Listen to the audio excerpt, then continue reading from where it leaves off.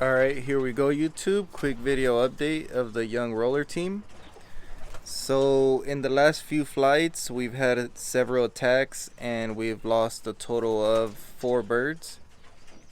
On this last fly we lost one of our blacks. As you guys can tell, we had 3, now we only have 2 of them. I did add 2 more young birds, which is this one right here, this one here, and then we already had added the 1 young bird, which is this guy here. So we're back at 13 birds. Actually, let's count them together. 1 2 3 4 5 6 7 8 9 10 11 12. We're actually back at 12 birds. Yeah, because we were at 13, we lost 4. That puts us at 9, and then we added 3, so we're at 12.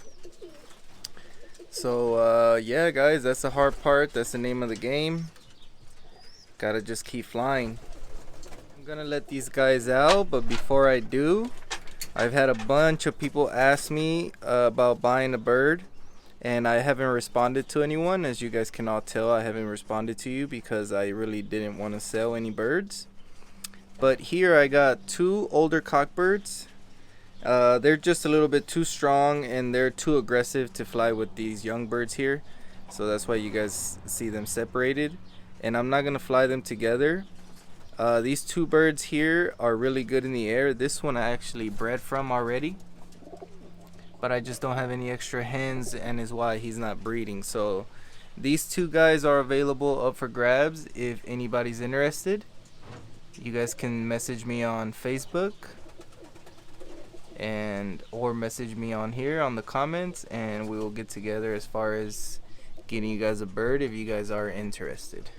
So here's a pair that's gonna be available. I've had a bunch of people ask me if I would sell a pair, and I really don't like to sell my breeders, but this is a pair I'm willing to part ways with if you guys are interested, which I've had so many people ask me. So I'm making them available just because of the amount of people that have asked. I also have this pair available. Real nice pair. This cockbird here is actually out of my foundation cock, and this little hen here was bred by one of my buddies that's actually off of 2 of my birds, and she was real nice in the air as well. I actually seen her fly myself, so can't go wrong with these pairs. And then again, just making them available for all those people that have asked. We're gonna go ahead and let these bad boys out and see what they do today. So these 3 little ones are the ones that aren't flying just yet, but as you guys can see, they're watching their older siblings, so hopefully soon they'll take off out of the kit box with them and they'll go straight to the kit. But I will show you guys these 2 guys fly, just so I can show you guys that they are flyers. And you guys might even see these birds perform right now, because they are rollers. They're already older. You guys will see them go straight to the kit.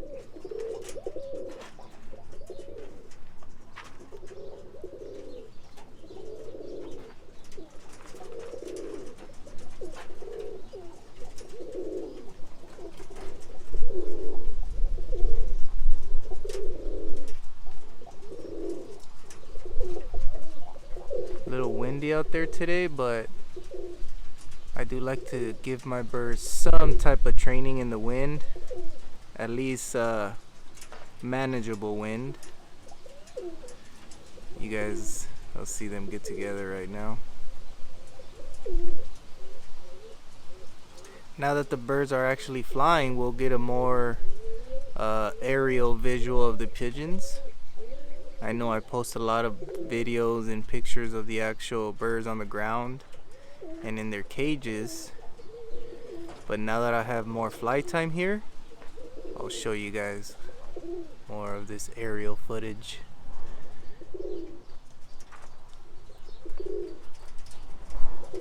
Let's see if I could get one of these older birds on camera. One of them is about 30 feet, the other one's about 20 feet. Real nice spinners. I'm kind of giving up on the season already because I only have about maybe 15 birds. I got about 5 babies coming out, but by the time I train and by the time I get them all up and performing, it's probably gonna be too late in the year anyway. It's gonna be like predator season. So right now what I'm trying to do is just trying to get these birds as comfortable as possible, maybe see a bunch of them, the handful of them that you guys see here, start rolling. And then once I see that, I'll probably just start putting them away.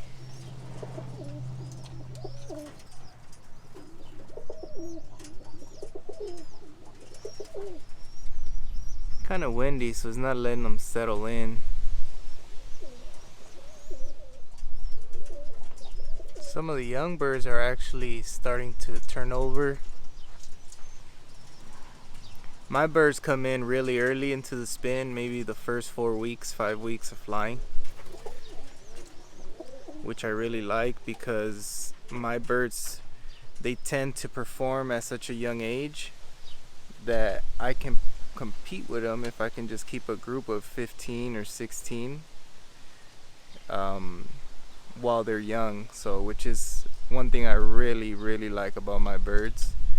You don't have to wait 2 full seasons to compete with them. That's if I were to be able to keep as many as I need, but it's an issue I'm working on. I'm gonna get my numbers up and get these guys going.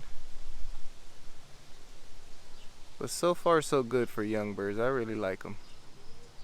Right there, that was one of the older birds you guys seen at the bottom.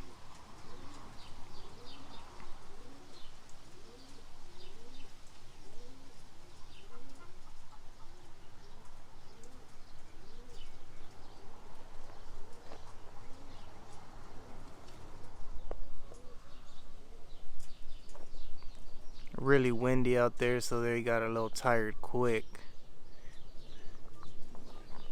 So it looks like they're actually gonna be coming down.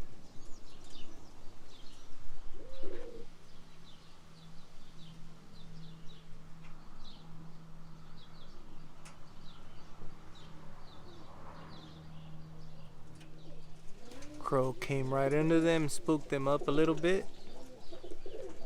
They're really spooky right now due to that last attack, and they've really been attacked for like 4 flights straight now. So they're flying on the fast side, and anything that flies by them scares them, which is why I'm still flying them right through this wind and then right through the attack, because if you sit your birds out for, let's say, a day or 2 after an attack, they tend to come out really spooky. So what I try to do is I try to break that mindset right away, and I continue to fly right past it. The first attack, yeah, you just never know. You want to lock your birds in, and then after a consistent amount of attacks, you also want to lock your birds in. But the last 2 times they've flown, they didn't get hit. But the 4 times before those 2 flights, it was all attack after attack.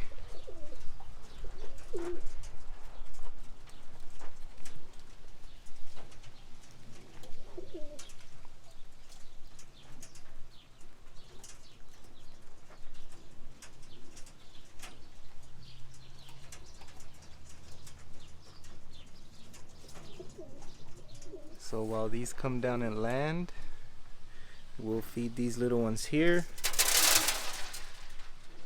That way they can get a little bit of head start on eating. And then the drive, you guys, like I mentioned before, on young birds, their drive won't be so high when it comes down to eating. But you do want to give them that chance if they want to go straight for the food. So for young birds, these birds are looking very excellent. You guys seen in a short amount of time from the day I started training till today's day, which is June 16th, I believe. We started about a month ago. All were little babies out the kit box, squeakers. So for a windy day and for being hit the last 4 times and losing birds out of the kit, I think they're doing very good, if you ask me. As a trainer of pigeons, I know how hard it is to train pigeons. I know how hard it is to get birds.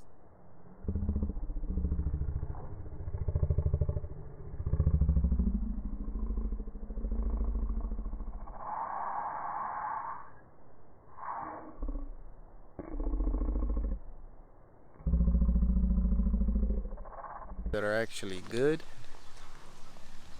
and do what they're supposed to do. So that's exactly what I was trying to showcase here. The training process, the homing process, showing that my birds actually kit and perform at a young age. A lot of people just talk about it, but they can't show you that.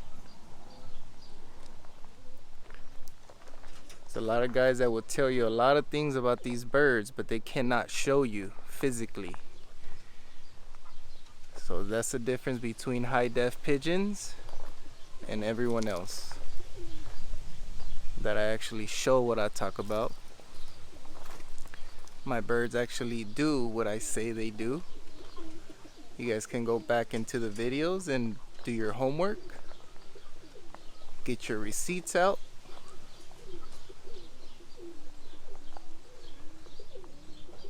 So that's the name of the game, boys. I just need to get my numbers up, and then we just gotta start putting numbers on these boards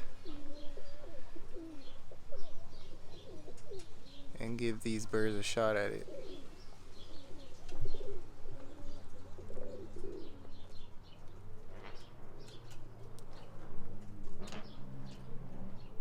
Another thing about flying and breeding birds, a lot of people are still flying birds that other people made. A lot of people haven't even invested the time and effort in doing what it takes to create good pigeons. A lot of people are just still flying other bloodlines, crossing bloodlines, which is fine.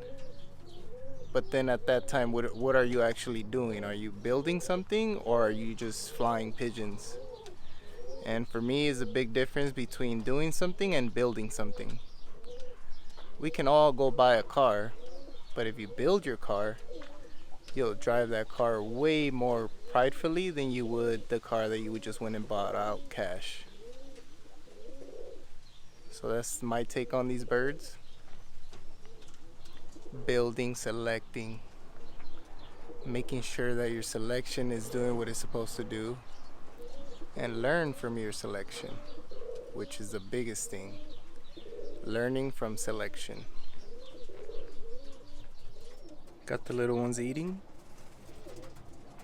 while they get to watch the older siblings, like I mentioned. And that's what gives them the jump start to knowing, jumping in and out the box, coming back into the box, eating on the tray, and just watching everyone land, come in and eat. Gives them a big jump start on what they have to do as they grow up watching them. You guys can see right there, they pay attention. So I use it to my advantage. Like my boy Keith London says, a little cheat code to the game.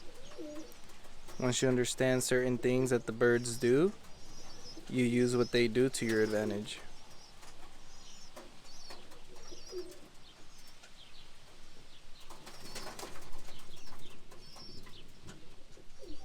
Coming down to land now.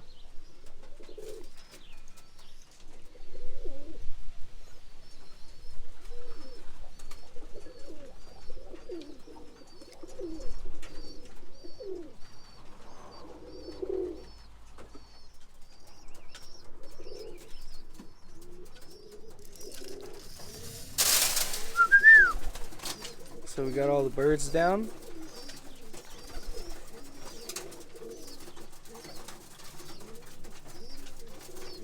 Gonna just give them a little bit of food, let them relax a little bit, and then I'll feed them all together.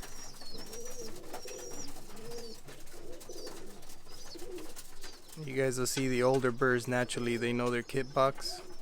These older guys been trained, so they'll naturally go back to their box.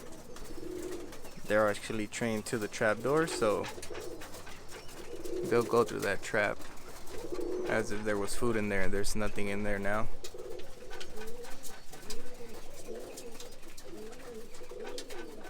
So that's the exact reason why those two older birds aren't with my young birds, because they're just too old and too aggressive. So we did get all the young ones in, and they're all eating what we would call their breakfast. Feeding them small portions at a time, that way they get to distribute the feed evenly.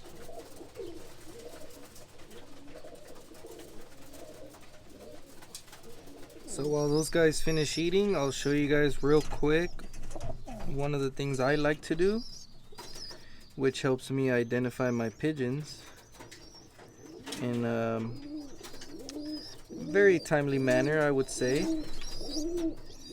And I'll show you guys why and how. Separating my bands as far as number and stuff like that, so I can get these guys nestmates.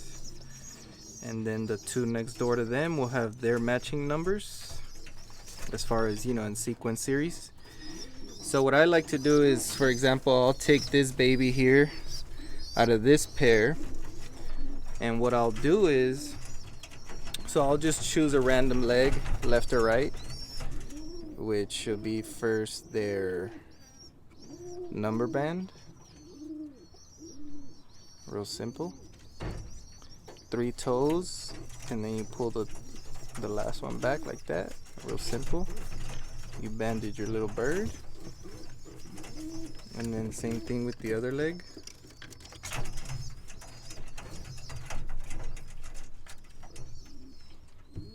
Three toes first, you pull, and then the little last toe, it'll just flip right out. So with the nestmate, I'll band it the same way. So that little bird got the loft band on the left leg.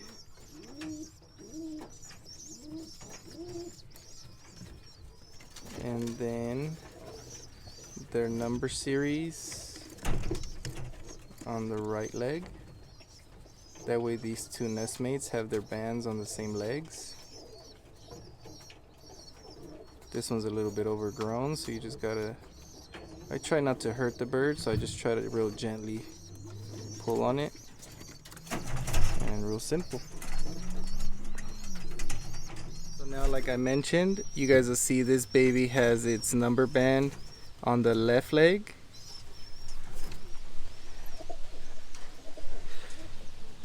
And this bird, which is the baby next door, has the number band on its right leg. So now let's say these birds start performing before the birds next door. We know that these two belong as nestmates. So if one comes into the spin and it's wearing the band on the other side, it tells me it's not nestmate, or it could be from a different round. So what I like to do is I like to switch every nest different leg, because if the birds do come into the spin and the band matches up and the series number matches up, it lets me know that they're nestmates, and it immediately lets me know to go back and look at who's the pair, because the percentages are obviously high if nestmates are doing what they're supposed to be doing. So just something I do for myself as far as to help me keep percentage numbers up. I do keep track of my percentages, and to me that's the name of the game. If you don't really keep track of what's going on, how do you know if you're getting better or worse? So just a little tip and trick. Again, a little cheat code like my boy Keith London says. So these guys are all you can eat. I don't starve my birds at all. I let them fly as strong as they possibly can. That way they can grow into their full growth. We don't stunt their growth. They're real nice and healthy as they fly.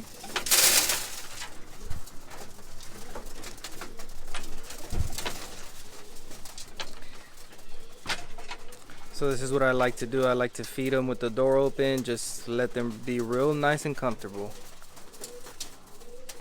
I don't like to spook my birds. I don't really like to make them feel uncomfortable. I want them as comfortable as possible. And it's just something that has worked for me. So comment, subscribe, and let me know what you guys think of the kit so far.